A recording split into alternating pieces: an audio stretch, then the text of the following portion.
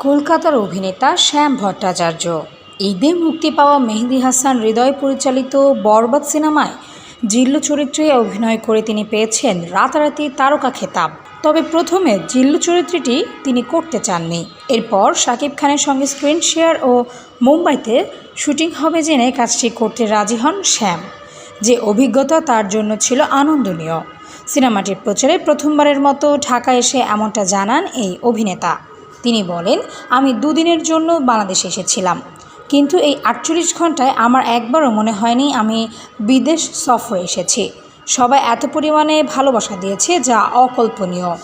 ভেবেছিলাম আমাকে হয়তো সেভাবে কেউ চিনবে না, কিন্তু আমার ধারণা ভুল ছিল। বরবাদের জিল্লুকে তারা হৃদয় উজাড় করে ভালোবাসা দিয়েছে। যেখানেই গিয়েছি সবাই আমার সঙ্গে মন খুলে কথা বলেছে, ছবি তুলেছে। এমনটা আমার ক্যারিয়ারে আগে কখনো হয়নি।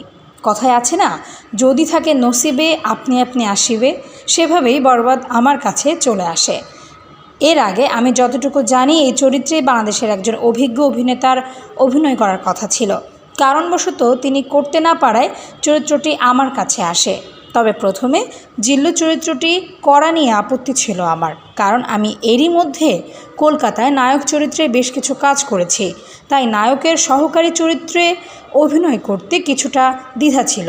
তারপর যখন জানলাম সিনেমায় শাকিব স্যারের সঙ্গে আমি থাকব এবং সিনেমার শুটিং হবে মুম্বাইয়ে, তখন আর কিছুই ভাবিনি। শুধু মাথায় ছিল কাজটি আমার করতে হবে।